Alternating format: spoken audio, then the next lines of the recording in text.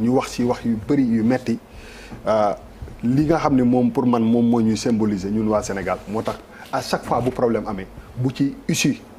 bu maanaam bu kii lu rafet génne dañ ko war a rafetal dañ ko war a fësal tey on a reçu Ousmane Sonko président Ousmane Sonko bu parti Pastef ñun ñëpp ay sénégalais lañ dënn yi mën na kii mais bu ñu toogee peut-être que yu bëri li ñu naan peut-être des fois sax réeroo amul ñàkk réeroo moo am mais képp kuy ñëw ci télé bi rek buntu bi ubbeeku na noonu amu fi buñ la ñu bañ a d'accord mais daal may remercier ñëpp quoi di wax que ni vraiment à la fin de la journée cette affaire là comme ni ko gars yi waxee man je persiste et je signe parce que fu 13 nit génne àdduna fu ay nit ñàkkee seen bakkan dafa war a leer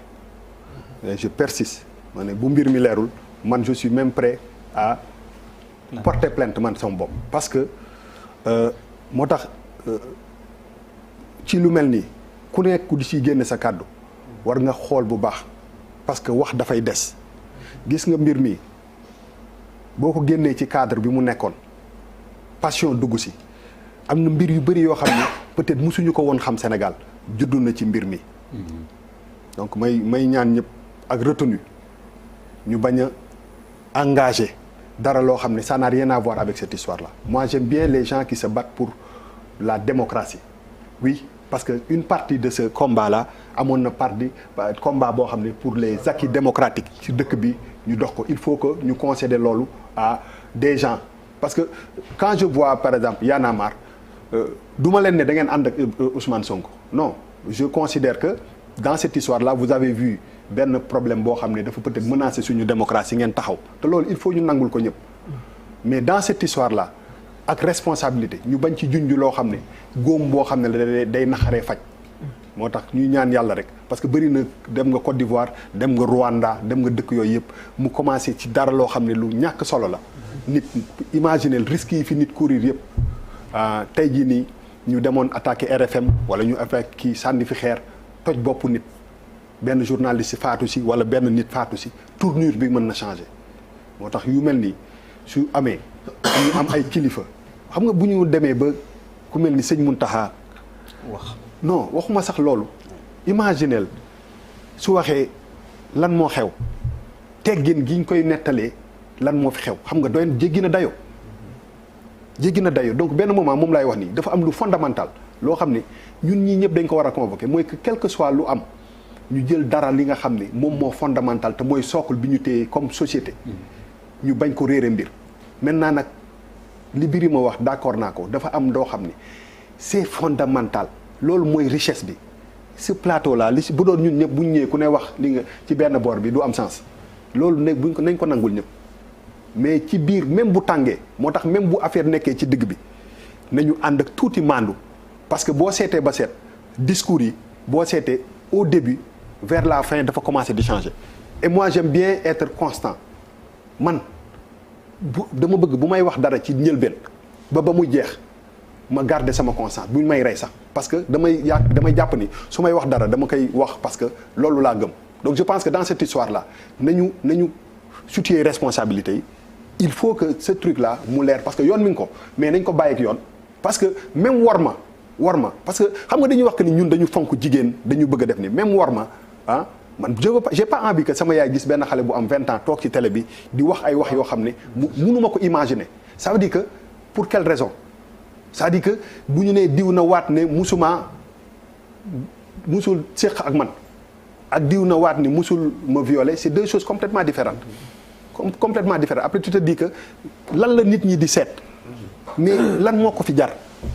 ba nga xam ne ñuy am kersa ñun ñii ñëpp ay xam nga da ngay toog di seetaan ak say doom télé sax dara benn affaire dem sax ñoom ñu def nii parce que loolu lañ ñu yaree mais loolu base yooyu ak fondement yooyu buñ ko perte lan lañ mooy dese donc quelque part pour man lépp lu problème mënti am dafa am loo xam ne muy li ñu moom dañu ko war a njëkk jiital teg ko ba pare ne kenn du ko laal garder ko maintenant nag autour de ça ku nekk war nga am sa position mais dans cette histoire là il faut mu leer parce que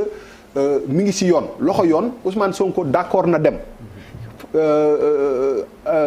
Adji Sarr d'accord na dem mais ñu bàyyi ko foofu mu continuer pour wor ma réew mi pour worma suñu mag ñi ak suñu worma ñun parce que imaginez ça fait 4 semaines ou 5 semaines à chaque fois nga fekkee woo fekkaanoo nga sol sa yére ba mu set ñëw di wax ji finalement t'as envie de passer à autre chose t'as envie de parler d'autre chose aussi Charles dafa wax benn affaire bu am solo benn moment aussi même ñun man ça me fait de la peine maintenant may ñëw chaque semaine ma ñëw di wax ci loo xam ne wax fa dëgg yàlla à la limite day dem ba tuutil la ci ay termes ay wax yu kii dañ leen xaw a quand même récupérer li nga xam ne ñun ñoo ko moom mais li ci des comme yoon dugg na si nu mu munti demee que yoon day dox yoon wala dox yoon mi ngi ci loxo yoon nañ leen jox responsabilité boobu mais quand même ñu commencer un peu revenir si li nga xam ne moom mooy fondement yi parce que bu ñu defee nii en tant que peuple tey jii nii bu ñu beneen dëkk attaqué woon ñaanu ma ko yàlla ñun ñii ñëpp ay sénégalais la ñuy doon te loolu je pense que dafa am solo benn passeport bi la ñu yor benn carte d'identité bi la ñu yor tey jii nii bu Sadio Mané dugalee bi Liverpool mais dañ koy bëgg parce que sénégalais bi moo nekk te loolu il faut ñu koy convoquer te loolu moom mooy dëggal quoi donc pour ne pas monopoliser la parole vraiment je pense que man foofu lay waxee maintenant warma bi nañ ko def comme affaire bi mi ngi suivre son cours ñi ngi xaar que mu dem jusqu'au bout pour ñu xam situer responsabilité yi ñi nga xam ne ñoom ñoo nekk ci biir mbir mi parce que wax naa ko encore pour tëj xale bu am 20 ans Adji Sarr mii ma gis mënul jaaxal gars yi ci dëgg feeñ xaw ma nu tribunal di demee waaye bu dee taxaw rek jàkkaarloog 10 avocats ñu lay laaj non am avocat yi taxaw kii di wax kii plaider je ne vois pas si ak ni ñu xarañee fii ci réew mi benn xale bu am 20 ans xaw ma fu mu mën a jaar gars yi ba nax leen donc en fait en réalité it's so easy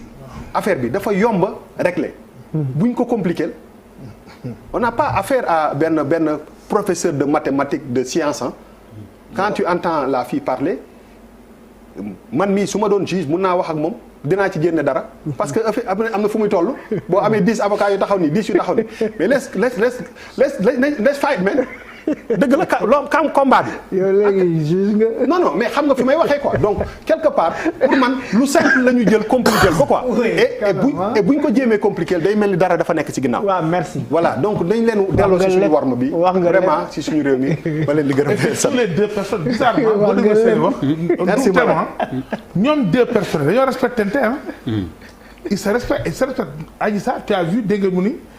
bi ma demee ci juge bi bëggumoon sax lu ko naqari. bëgguma sax ñu jàpp ko damaa bëggoon rek. waaw mais Birima je suis. les deux se respectent. non Birima ñun supporter Birima Ndiaye. ñu supporter les deux ils se respectent. Birima Ndiaye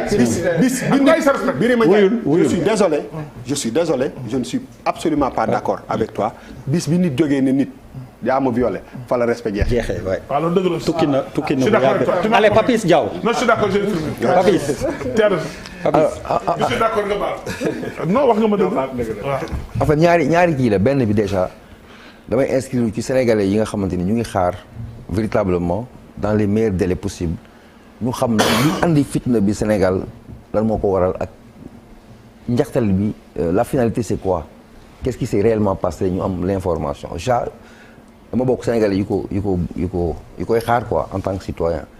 benn mooy c'est par rapport ak contexte bi ak li nga xamante ne xëy na les gens n'en parlent pas beaucoup mais dafa am essence dafa am solo muy la justice dans cette histoire la justice sénégalaise dans cette histoire il y a quelques jours maa ngi wax avant ñu yegg fii avant les émeutes je disais que quelque chose malheur est bon histoire Sonko bi ak Adji Sarr ça devrait nous permettre bu ñu si génnee ñu taxawaat xoolaat suñu justice xool comment elle fonctionne quels sont ses tares quelles sont ses forces comment parce que c'est une occasion parce que avant l'histoire daal di am le sujet était récurrent c'est dans la perception que les gens ont de leur justice et tout muy lu doy waar benn bi mooy les gens oublient que ces juges là c'est des Sénégalais ay Sénégalais ñoo nekk ay juges comme yow et ma xam lenn si ñenn seen sentiment ils ont très mal am na si juge ils ont très mal les juges ont très mal malheureusement dañu am obligation de réserve maanaam ñoom seen liggéey mayu leen ñuy wax nii si public nii mooy obligation de réserve maanaam dañuy war am noppi parce que li ñuy gérer moo mel noonu ñu préciser benn affaire dafa am juriste am juge dafa am juriste am juge du ko jàng droit rek moom mooy juge non. ah Balde juriste la mais. juriste juge la mais il n'est pas juge. et je suis content de dire devant un juriste. sous son contrôle su ma waxee njombe rek pes ma je te le permets. il y a juriste il y a juge. je rappelle pour que sénégalais yi ñuy nekk sama niveau ñu yorul amuñu benn njàng nekk ci suuf pour ñu comprendre ante le juge c'est d'abord par concours da ngay def concours jongante ñu tànn la si ñi nga def concours yow mi am sa ay lijaasa sa droit nga ñëw ñu dañ lay former comme ni ñuy former journaliste comme ni ñuy former ingénieur dañ lay jàngal tàggat la ñaari atu yàlla yu ñu lay jàngal nooy atte ak droit bokkul. lii droit la xam ko la lii atte bi la dafa am lu ñuy atte c'est un métier en fait liggéey la dafa am lu mu àndal lu muy laaj lu muy y a autant de problèmes moo tax ma ne il faut que les gens s'arrêtent un peu on va dans un monde de plus en plus turbulent. Tous les pays au monde je dépasse le Sénégal partout sur ce globe fépp fu justice amul taxawaay ce sera la catastrophe. Pour une simple raison benn rek moo tax parce que toutes les confessions sont divergentes ou différentes sa confession bii la kii confession bële la il y a que les notions de nation sur la base d'une justice qui réunit et qui impose à tout un chacun un comportement qui confère à l'individu également sa citoyenneté parce que ci la bokk mooy nga nangu leen affaire du ay gëm-gëm la da nga koy nangu toi tu es mouride tu as la confession mouride da nga gëm Sëriñ Tuubaa parce que c'est une conviction c'est ici or pour la loi c'est une obligation tu adhères à ça mooy projet société bi c'est extrêmement important man damay ñëwaat si li ma ñëwoon avant ñu def émeute bi et je dis que c'est l'occasion ou jamais pour la justice sénégalaise pour les acteurs de la justice également tournant bi bu ñu ko perte c'est-à-dire si affaire Adji Sarr Sonko bi la ñuy jaar je ne parle pas de Sonko Adji Sarr mais parce que la vie continue le Sénégal va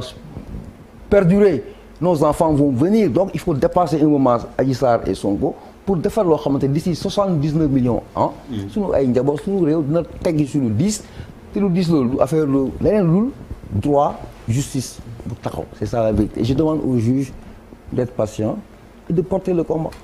Alors Balde nga mos ci yow it rek en tant que juriste comme fekke nga waxtaan bi sa gis-gis